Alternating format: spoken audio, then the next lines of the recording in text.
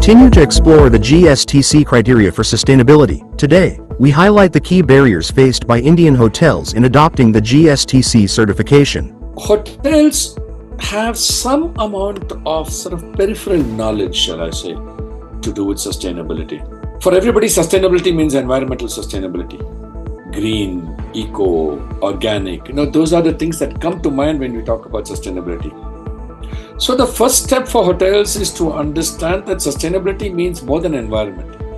There is the 4 pillars of sustainability according to the GSTC criteria, which is sustainability management, socio-economic sustainability, cultural sustainability, and environmental sustainability. Hotels in India, we are hoping, will see that list and tell themselves, hey, here's an opportunity that I'm missing out on.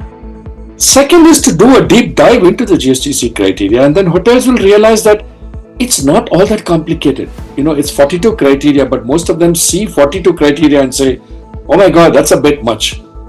But when they start to dive deep into it, they will start to realize that lots of it is very, very doable.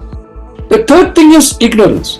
The moment we say sustainability, hotels say, oh, there's got to be capex investment. I've got to put solar panels, windmills. And I tell them, no. Sustainability does not mean that you have to provide huge capex spends and spend that money immediately. In fact, as part of the GSTC criteria with relationship to decarbonizing, we first tell them, measure your electricity consumption. Measure your water consumption, measure your waste consumption.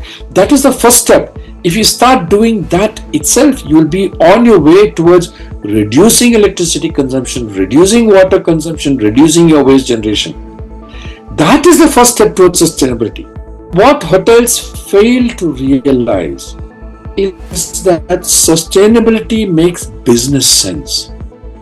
They don't realize it, because they have not done a deep dive. And in fact, I tell CFOs of hotels, if you haven't baked in sustainability into your balance sheets, you have failed in your fiduciary duty.